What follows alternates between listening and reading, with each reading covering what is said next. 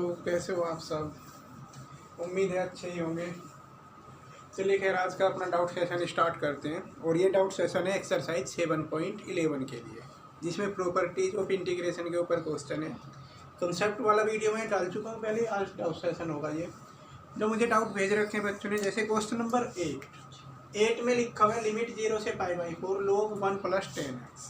तो जब लिमिट 0 से स्टार्ट होती है, ये आपको पता है कि आप P4 यूज करेंगे। इसे आप इक्वेशन फर्स्ट मानिए और यूजिंग P4, जैसे ही आप P4 यूज करेंगे तो I = लिमिट 0 से π/4 ही चलती रहेगी और x को आप π/4 - x से रिप्लेस कराएंगे। log 1 + 10x की जगह रखेंगे π/4 - x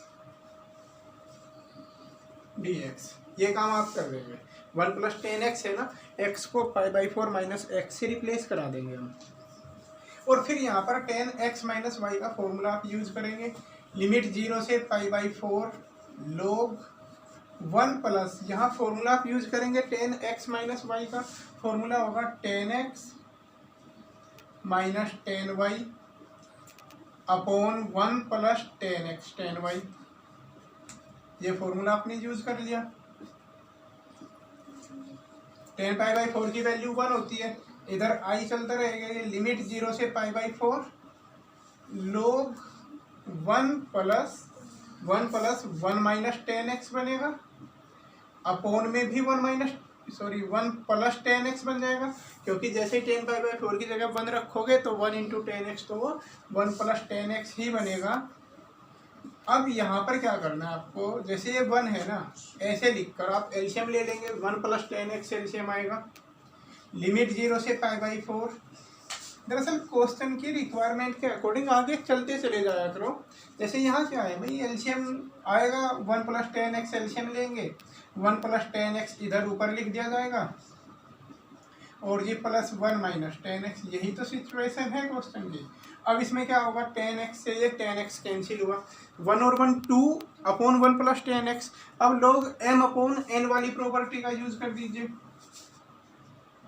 I = लिमिट 0 से π/4 चलती रहेगी, log 2 हो जाएगा ये, और माइनस log 1 + 10x। और इसमें आप एक काम और कर लीजिए, दोनों इंटीग्रेशन को अलग अलग कर दो।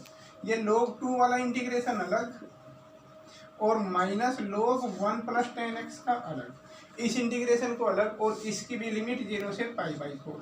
अब आप एक बार यहाँ ध्यान से देखिए, 0 से π/4 log 1 + 10x पूरा 0 से π/4 log 1 + 10x I के बराबर है। तो इस वाली एक्सप्रेशन को I से रिप्लेस करा देंगे, तो ये बनेगा हमारे पास I = 0 से π/4 log 2 × dx और माइनस I हो जाएगा वो। क्लियर है इतना। फिर इस I को आप इधर लेके आएंगे, ये 2I बन जाएगा। उधर log 2 तो कांस्टेंट है, ऐसे ही बना रहेगा, कांस्टेंट है, और इसका इंटीग्रेशन करना है तो बस इसके साथ x आ जाएगा और लिमिट 0 से π/4। log 2 को इंटीग्रेशन के बाहर लिया, 1 बचा, 1 का इंटीग्रेशन x हो गया और लिमिट है 0 से π/4। जैसे आप लिमिट पुट कराएंगे, इधर 2I = log 2 into limit put कराने के बाद खाली π/4 रह जाएगा वो। फिर आप 2 से डिवाइड भी कर देंगे और फाइनली आंसर मिलेगा आपको π/8 log 2। और बहुत इंपॉर्टेंट क्वेश्चन है, बोर्ड एग्जाम में इन्हीं में से आते हैं। जो क्वेश्चन आपने मुझे भेज रखे हैं ये सारे के सारे बहुत इंपॉर्टेंट हैं, इसलिए मैंने पिछले वीडियो में डिस्कस नहीं किए थे। मुझे पता था ये सारे अटकते हैं बच्चों के, बट मैंने डिस्कस नहीं किए थे। इसमें सारी चीज़ों को ध्यान से देखते रहना, और बहुत इंपॉर्टेंट है, बहुत ज़्यादा, मतलब बार बार आने वाले क्वेश्चन है, इसलिए ध्यान से करना। क्वेश्चन नंबर 9 में लिमिट, इसमें भी 0 से स्टार्ट है, 0 से 2x और √2 - x। इसमें आप ये देखिए, x की इस √ के अंदर तो मल्टीप्लाई हो नहीं सकती, ऐसा तो होगा नहीं। मतलब अगर कहीं √x है और 2 - x है तब मल्टीप्लाई हो सकती थी, √x की 2 में भी कराते उसमें भी, लेकिन बाहर एक टर्म है, √ के अंदर 2 टर्म है, तो इस x की उन दोनों के साथ ऐसे डायरेक्टली मल्टीप्लाई नहीं होगी। तो उस स्थिति में आप एक बार P4 यूज करें, क्योंकि लिमिट 0 से स्टार्ट है ना। P4 यूज करिए आप, यूजिंग P4। जैसे ही P4 यूज करेंगे, I = लिमिट 0 से 2 x की जगह रखा जाएगा 2 माइनस एक्स, और अंडर रूट के अंदर 2 माइनस ये x है, x की जगह 2 माइनस एक्स रखा हमने। अब क्या होगा, आप यहाँ पर अंदर कैलकुलेशन करेंगे, 2 से 2 कटेगा, रूट के अंदर सिर्फ x बचेगा, लिमिट 0 से 2 minus x into under root x के अंदर मल्टीप्लाई कराएंगे, लिमिट 0 से 2, वो बचेगा 2 अंडर रूट एक्स को बल्कि x की पावर 1/2 लिख लेना, और माइनस एक्स की पावर 3/2। इतना काम हो गया। अब आप इंटीग्रेशन कर देंगे इसका, यहाँ पर 2 तो ऐसे रहेगा, x की पावर 1/2 का होगा x की पावर 3/2 अपॉन 3/2, ठीक है। लिमिट इसकी भी 0 से 2, लिमिट आप अलग से यूज कर सकते हैं, ऐसे कोई प्रॉब्लम नहीं होती है, आसान रह जाता है। लिमिट इसकी 0 से लेकर 2 तक, यहीं पे माइनस वो होगा x की पावर 5/2 अपॉन 5 और इंटू 2 यहाँ लिख देंगे, और इसकी भी लिमिट 0 से लेकर 2 तक। उसके बाद की आप कैलकुलेशन कर लेना, आंसर आ जाएगा। क्वेश्चन नंबर 10 में लिखा हुआ है 2 log sin x minus log sin 2x। तो उसके लिए क्या करेंगे हम, लिमिट 0 से स्टार्ट है। आप सबसे पहले, ऐसा भी नहीं है कि आप अंधाधुंध बिना सोचे समझे P4 यूज़ कर लेंगे। P4 अगर आप ऐसे डायरेक्ट यूज़ करोगे तो आपको कुछ खास फायदा होगा नहीं। आप P4 मत यूज़ करिए ऐसे डायरेक्टली। आप सबसे पहले यहाँ पर देखिए एंगल x है और वहाँ पर एंगल 2x है, और इंटीग्रेशन के बारे में ये भी तो आपको बता रखा है मैंने कि एंगल सेम कर लिया करो। तो सबसे पहले इन दोनों जो एंगल में जो फर्क आ रहे हैं इसे दूर कर लेते हैं। सबसे पहले लिमिट 0 से π/2 2 log sin x माइनस उसे आप लिखोगे log sin 2x को लिखोगे 2 sin x into cos x। इतना काम आपने कर लिया। इतना करने के बाद फिर आप यहाँ पर log की प्रॉपर्टी यूज करेंगे, log m n p, मतलब सब कुछ आप प्लस में कर लोगे, बाहर माइनस होने के कारण सारे माइनस हो जाएंगे। ऐसे लिख देता हूँ, देखिए इसे ध्यान से, 0 से π/2 2 log sin x minus log 2 minus log sin x minus log cos x। इतना काम हमने कर लिया, और dx बाहर dx का। अब क्या होगा इसमें, ये log 2 एक कांस्टेंट टर्म रहेगा ही, तो इसे तो आप अलग हटा दो, और यहाँ पर 2 log sin x में से 1 log sin x जाएगा तो 1 log sin x बचेगा। लिमिट 0 से π/2 एक log sin x बचेगा, माइनस इसके साथ आप लेंगे log cos x। इस इंटीग्रेशन को सेपरेट करिए, और माइनस जो log 2 वाली टर्म लिखी हुई है उसे आप अलग करिए, क्योंकि log 2 तो कांस्टेंट है, ये आपको प्रॉब्लम नहीं करेगा, आसानी से इंटीग्रेशन हो जाएगा। इस वाली में log की प्रॉपर्टी का यूज करते हैं, लिमिट 0 से π/2 इसे log m minus log n को लिख लेते हैं हम, log m अपॉन n मतलब log sin x upon cos x, यानी 10x लिख दो डायरेक्ट, sin अपॉन cos मतलब 10x आप लिख लेंगे इसे, माइनस वो हो जाएगा log 2 और इंटू x, और लिमिट इस पर 0 से π/2, ये पूरा i चला हुआ है आपका, ठीक है। इतना करने के बाद आप ये जो log 10x है ना, इस इंटीग्रेशन को अलग से देखते हैं हम। इस इंटीग्रेशन को I1 मान लेते हैं, I1 इक्वल टू लिमिट 0 से π/2 log 10x dx। ये काम हमने कर लिया, ओके। लिमिट 0 से स्टार्ट है, अब P4 यूज करो। जैसे आप P4 यूज करेंगे, I1 इक्वल टू लिमिट 0 से π/2, x को रिप्लेस कराओगे π/2 माइनस एक्स से, तो ये 10 π/2 माइनस एक्स बनेगा, और 10 π/2 माइनस थीटा होता है कोट थीटा, तो मैंने डायरेक्ट लिख दिया log कोट x रह जाएगा। 10 π/2 माइनस एक्स को कोट बोल दोगे आप, तो ये कोट x हो जाएगा। इसके बाद आप इसे फर्स्ट इक्वेशन और इसे सेकंड लेट करते हुए दोनों को ऐड करेंगे, add equation first and second. जैसे ही दोनों इक्वेशन को आप ऐड करेंगे, 2I1 इक्वल टू लिमिट 0 से π/2, लिमिट 0 से π/2 log cot x plus log 10x, तो ये log cot x into 10x हो जाएगा, प्रॉपर्टी होती है लॉगरिथम की कि log m plus log n करेंगे तो log m इंटू एन हो जाएगा।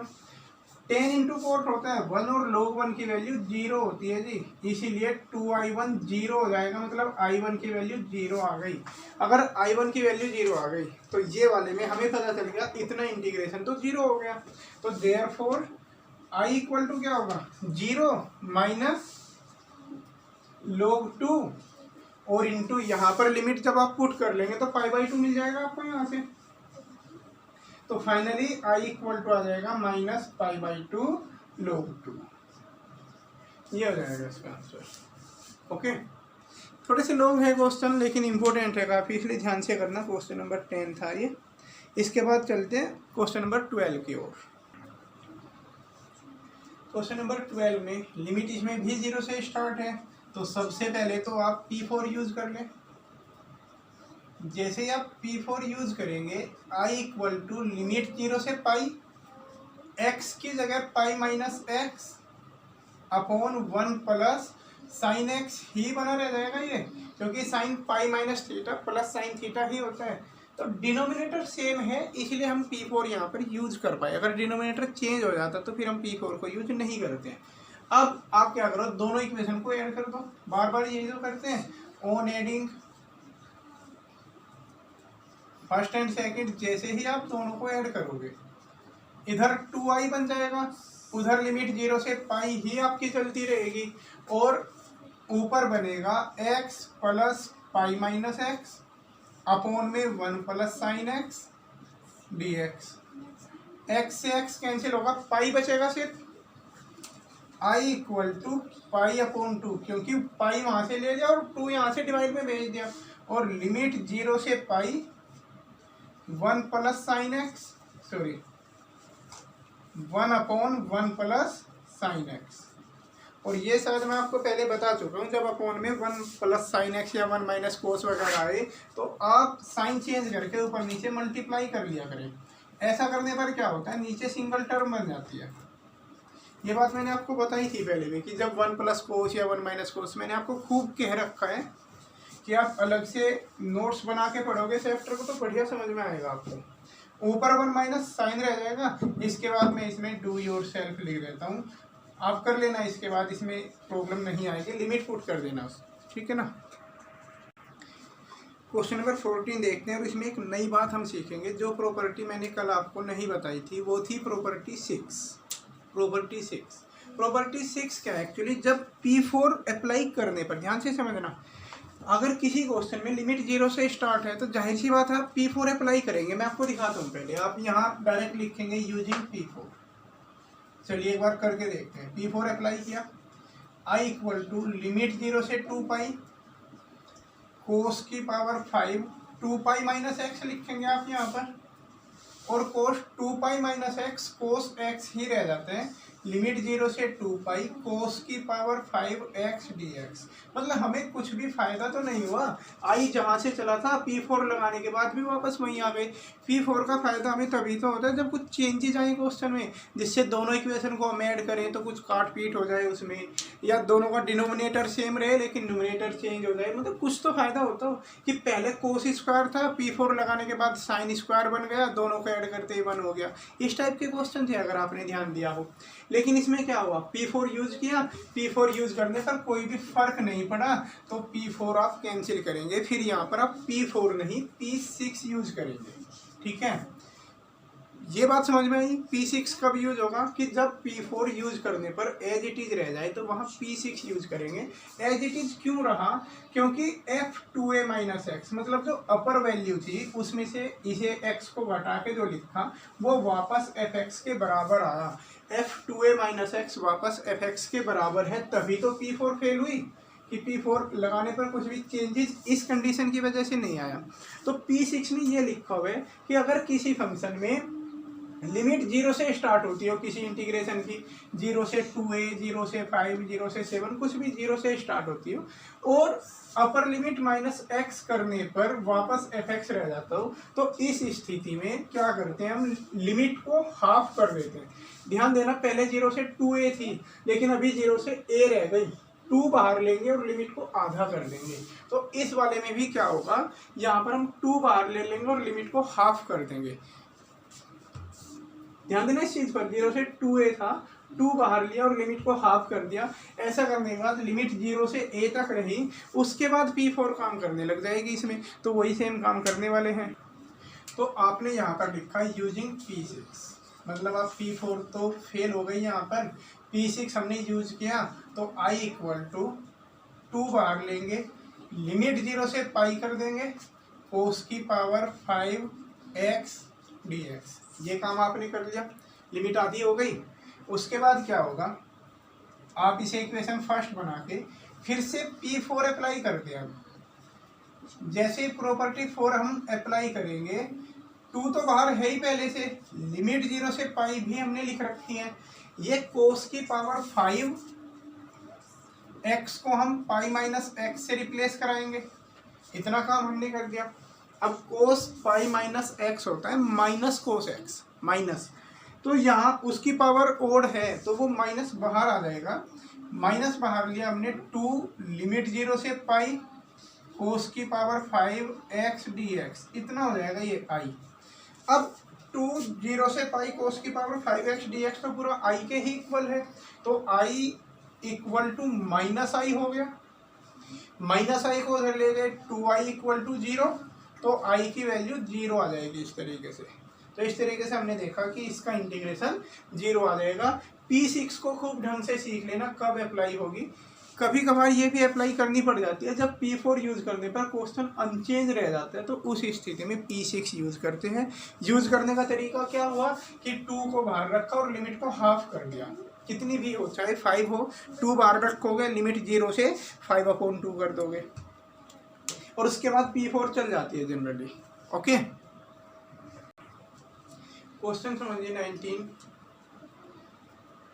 जो बोर्ड पर लिखा हुआ है एग्जैक्टली वो लैंग्वेज नहीं है, मैंने थोड़ा मॉडिफिकेशन करके लिखा है। क्वेश्चन में लिखा हुआ है so that this equal to this if f x equal to f a minus x, तो यही हो गई।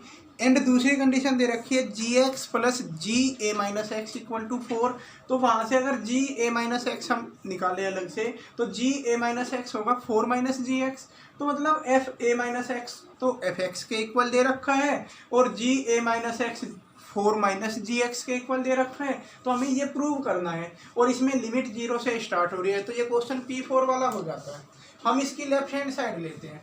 लेफ्ट हैंड साइड लिखी हुई है लिमिट 0 से a f x g x d x.